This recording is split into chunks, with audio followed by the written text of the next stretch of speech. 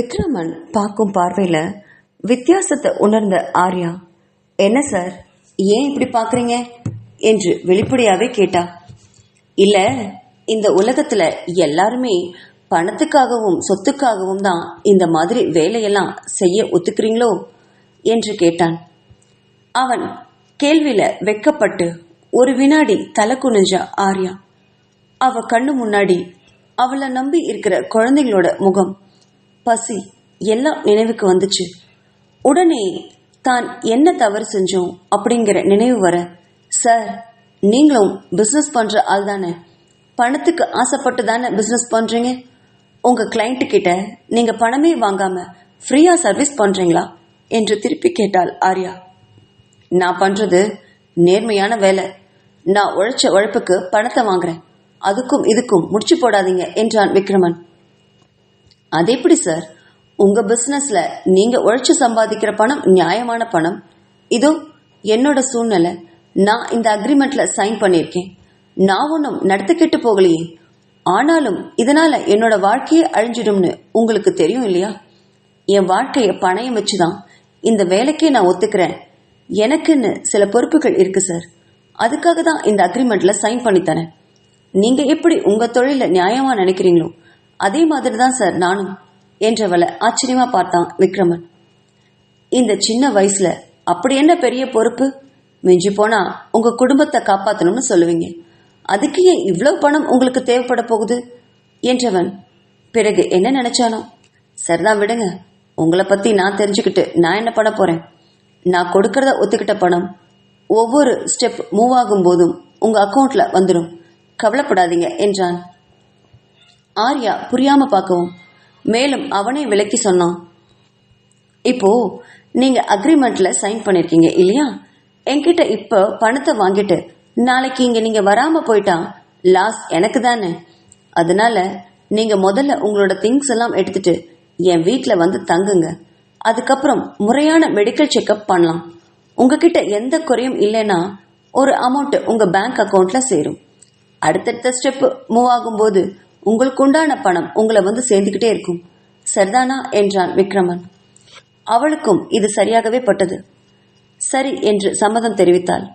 சரி, எப்போ நீங்க என் வீட்டுக்கு வரீங்க என்று கேட்டான் விக்ரமன். அந்த கேள்வியில கொஞ்சம் அதிர்ந்து போன ஆர்யா. இத்தனை நேரமும் இத ஒரு பிசினஸ் மாதிரி நினைச்சிட்டு இருந்த ஆர்யா இப்போ தன்னோட வாழ்க்கையில பெரிய திருப்பு முனையா இது அமைய போகுதுன்னு நினைச்சவளுக்கு பயம் தொண்டையை அடிச்சது. இருந்தாலும் தன்னை சமாதானம் பண்ணிக்கிட்டவ, நீங்க எப்ப வர சொல்றீங்களோ அப்ப வரேன் சார் என்றாள். எனக்கு காலம் தாழ்த்துறது பிடிக்காது, இன்னைக்கு சாயங்காலமே உங்களோட திங்ஸ் எல்லாம் எடுத்து பேக் பண்ணிட்டு இங்க வந்துருங்க, நான் இப்படியே என் வீட்டுக்கு போகலாம் என்றான். சரின்னு ஒப்புக்கொண்டவ அலுவலகத்தை விட்டு வெளியே போனான். அவளுக்கென்று பேக் செய்ய பெரிய பொருட்கள் எல்லாம் இல்லதான். ஆசிரமத்துக்கு போனவ தனக்கு தேவையான பொருட்களை எல்லாம் எடுத்து வைக்கும்போது ஒரு புகைப்படம் அவ கையில சிக்குச்சு. அதை எடுத்து பார்த்தவளுக்கு கண்கள்ல கண்ணீர் ஆறா பெருகுச்சு. அதுல 10 வயசு பையன் கூட ஆர்யா சிரிச்சுட்டு நின்று இருந்தா. என்ன மன்னிச்சிடு பாப்போம், உனக்கு துரோகம் பண்றேன், என் வாழ்க்கையில ரொம்ப பெரிய தப்பு பண்ண போறேன், என்னை மன்னிச்சிடுன்னு வாய் விட்டு கதறி அழுதவ கொஞ்ச நேரம் கழிச்சு தன்னோட முகத்தை கழுவிட்டு அழுந்த துடைச்சுக்கிட்டு அடுத்த வேலையில இறங்கினான். அவளுடைய துணிமணிகளோட அந்த போட்டோவையும் பத்திரமா பேக் பண்ணிட்டு கிளம்பும் போது அங்க இருக்கக்கூடிய குழந்தைகள் அவளை சுற்றி வளைச்சுக்கிட்டாங்க. அக்கா, எங்கக்கா பெரிய பேக் எடுத்துட்டு போறீங்க, எங்கேயாவது ஊருக்கு போறீங்களா என்றால் ஒரு 10 வயது குழந்தை. அவ பக்கத்துல நின்றுட்டு இருந்த இன்னொரு குழந்தையும், ஏய் இல்லடி, அக்காவுக்கு ஏதாவது புதுசா வேலை கிடைச்சிருக்கும், இங்கேதான் நம்மளுக்கு சாப்பாட்டுக்கே ரொம்ப கஷ்டமா இருக்கே, நம்ம கூட சேர்ந்து அக்காவும் ஏன் கஷ்டப்படணும், அக்கா தான் நல்லா படிச்சிருக்காங்களே, அக்காவுக்கு நல்ல வேலை கிடைச்சா அவங்க போகட்டுமே என்றால் ஒரு குழந்தை. அப்படி சொல்லும் போது அவ குரல்ல வேதனை பொங்கி வழிஞ்சது. அதை கண்ட ஆர்யாவுக்கு மனசெல்லாம் பாரமாகி போச்சு. குழந்தைங்களை மார்போடு அணைச்சுக்கிட்டா. இல்லடா, அக்காவுக்கு நீ சொன்னது மாதிரி ஒரு நல்ல வேலை கிடைச்சிருக்கு, அந்த வேலையில நிறைய சம்பளம் கொடுக்கறதா சொல்லிருக்காங்க, அந்த பணத்தை அப்படியே எடுத்துட்டு வந்து உங்களுக்கு கொடுத்தேன்னா நீங்க நல்லா சாப்பிடுவீங்க, நல்லா படிப்பீங்க, அதனாலதான் இந்த வேலைக்கே நான் ஒத்துக்கிட்டு கிளம்புறேன் என்றாள். அப்படின்னா இந்த வேலைக்கு ரொம்ப தூரம் போகணுமாக்கா, வெளிநாட்டு வேலையா என்று கேட்டாள் அந்த குழந்தை. வெளிநாட்டு வேலையா என்று யோசிச்ச ஆர்யா உடனே ஆமா ஆமா வெளிநாட்டு வேலைதான் கண்ணம்மா. நான் இனி வர்றதுக்கு 1 வருஷமாவது ஆகும். நீங்க எல்லாம் ஐயா சொல்றத கேட்டுட்டு சமத்தா இருக்கணும் என்ன என்றாள் ஆர்யா. அப்படி சொல்லும் போதே அந்த ஆசிரமத்துல வேலை செஞ்சுட்டு இருந்த சுப்பையாங்கிற பெரியவர் ஆர்யாவை நோக்கி வந்துட்டு இருந்தாரு. என்னம்மா இப்படி திடீர்னு சொல்லாம கொல்லாம ஊருக்கு கிளம்புறியே என்று கேட்டவரை விழிகள் அமர்த்தி பொறுமையாக இருக்க சொல்லி கேட்டாள்.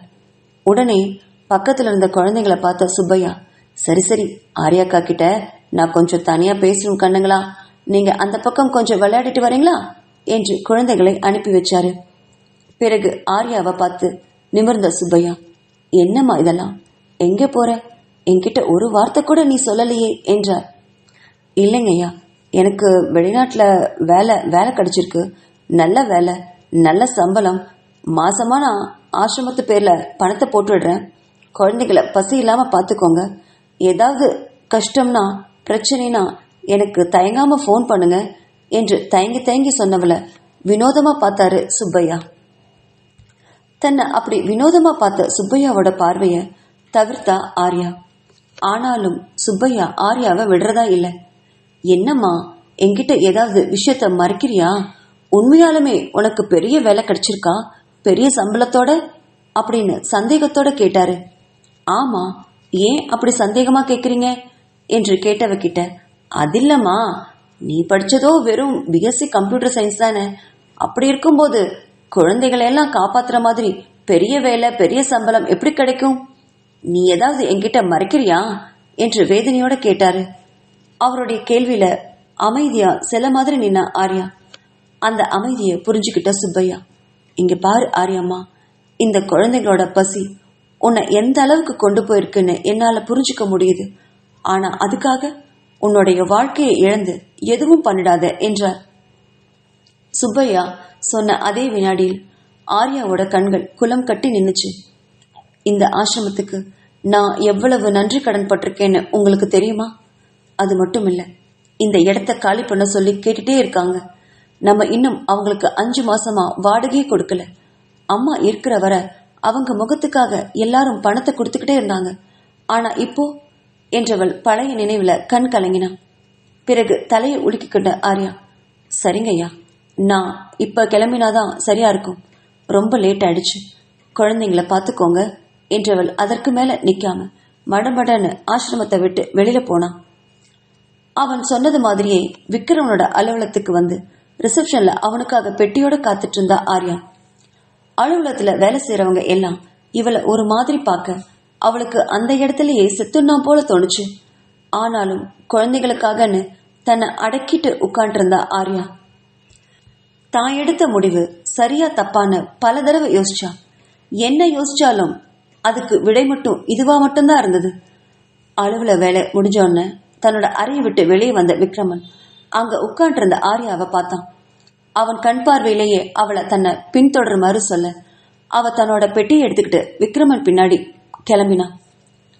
காருக்கு பக்கத்துல வந்ததும் அவளை பின்பக்க சீட்ல உட்கார வச்சான் விக்ரமன். பிறகு காரை எடுத்துட்டு தன்னோட வீட்டுக்கு போனான். வீடு வந்ததும் காரை திறந்து வெளியே இறங்கினதுமே ஒரு குழந்தையோட அழுகை சத்தம் வீறிட்டு கேட்டுச்சு. கார் பார்க்கிங் வரைக்கும் அது கேக்குது. அதை கேட்ட ஆர்யா அதிர்ந்தே போனான். அவளுக்கு திடீர்னு அனாத ஆசிரமத்துல புதுசா வர்ற பச்சிலம் குழந்தை அழற நினைவுதான் வந்துச்சு. அப்போ ஐயோ என்று மனம் பதறியவள் வீட்டுக்குள்ள ஓடி போனான். விக்ரமனுக்கு முன்னாடி அவ ஓடி போறத பார்த்த விக்ரமனுக்கு கொஞ்சம் ஆச்சரியமா இருந்தது. ஹால்ல நின்னபடி குழந்தை அழற சத்தம் எந்த பக்கம் வருதுன்னு அங்கேயும் இங்கேயும் தொழாவினா ஆர்யா. அவளை பின்தொடர்ந்து வந்த விக்ரமன் ஆர்யாவை பார்த்து, நீ இங்கே இரு, நான் இதோ வந்துடுறேன் என்று ஆர்யாவை ஹால்லே நிக்க வச்சுட்டு அவ மட்டும் கீழே உள்ள ஒரு அறைக்குள்ள போனான். கிட்டத்தட்ட 15 நிமிஷத்துக்கு மேல அவன் வெளியே வரவே இல்லை. ஹால்ல நின்னபடி திரு திருன்னு விழிச்சிட்டு இருந்தா ஆர்யா. அவளுக்கு இப்போ என்ன பண்றதுன்னு ஒன்னும் புரியல. ஹால்ல வெறிச்சோடி இருந்தது. அறைக்குள்ள போன விக்ரமன் கிட்டத்தட்ட 15 நிமிஷம் கழிச்சு வெளியில வந்தான். அவன் வரும்போது ரொம்ப ஓய்ந்து போயிருந்தான். தலைமுடிய கோதி விட்டபடி அவகிட்ட வந்து நின்னவான். இப்போ குழந்தை அழற சத்தம் கூட நின்று இருந்தது. ஓ, அவன் வந்த அறையிலிருந்து தான் குழந்தை அழற சத்தம் கேட்டிருக்கு. இப்போ குழந்தை அழுகிற சத்தம் நின்றுடுச்சு. ஒருவேளை குழந்தையோட அம்மா அந்த அழுகைய அடக்க முடியாம திணறி இருப்பா போல இருக்கு. அதனாலதான் விக்ரமன் உள்ள போய் குழந்தையும் அம்மாவையும் சமாதானப்படுத்திட்டு வந்தானோ அப்படின்னு நினைச்சா ஆர்யா. வெளில வந்த விக்ரமன் கிட்ட, என்ன சார், ஏதாவது பிரச்சனையா? நான் ஏதாவது உதவி செய்யட்டுமா என்று கரிசனத்துல கேட்டா. உங்க வேலையை மட்டும் பாருங்க மிஸ் ஆர்யா, என்னோட விஷயத்திலெல்லாம் தேவையில்லாம தலையிடாதீங்க என்று முகத்தில் அடிச்ச மாதிரி பதில் சொன்னான் விக்ரமன். அதை கேட்டு மனசு கூம்பி போச்சு ஆர்யாவுக்கு. தான் இப்போ என்ன தவறா கேட்டுட்டோம் என்று மனசில் நினைச்சவ உதட்ட கடிச்சுக்கிட்டு அமைதியா தலை குனிஞ்சா. அவளுடைய முகவாட்டத்தை கண்ட விக்ரமன் தன்னைத்தானே நொந்துக்கிட்டான். சரி வாங்க, உங்க ரூமை காமிக்கிறேன் என்றவன் முன்னே செல்ல அவனை தொடர்ந்து பின்னே போனான் ஆர்யா. அவளுடைய அறை ரொம்ப வசதியா இருந்தது. பெரிய படுக்கை, ஏசி அறை. ஆசிரமத்தை ஒப்பிடும்போது இது அவளுக்கு பெரிய அரண்மனை மாதிரி தோணுச்சு. பிரமிச்சு போய் பார்த்தா. அந்த அறையில அவ பார்வையை தொடர்ந்து விக்ரமனும் அவளை பார்த்தவன், இந்த மாதிரி வசதியெல்லாம் எவ்வளவு வேணாலும் இங்க அனுபவிச்சுக்கலாம், ஆனா நான் சொன்ன கண்டிஷன் மட்டும் எப்பவும் மறந்துடக்கூடாது. அது மட்டும் இல்ல, உனக்கும் எனக்கும் எந்த சம்மதமும் இல்லை. இவ்வளவு வசதி செஞ்சு கொடுத்துருக்கேன்னு என் மேல வந்து விழுந்து பழகிற வேலையெல்லாம் வேண்டாம். உனக்கு கொடுத்த வேலை என்னவோ அதை மட்டும் செஞ்சா போதும்னு ஒருமையில பேச ஆரம்பிச்சான் விக்ரமன்.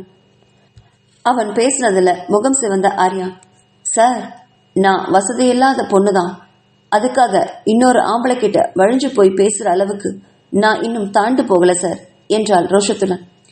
அதை கேட்டு விக்ரமன் அவளை பார்த்து நக்கலா சிரிச்சான். பார்க்கலாம் பார்க்கலாம், நானும் அதை பார்க்க தானே போறேன் என்றவன் அறையை விட்டு வேகமா வெளியே போனான்.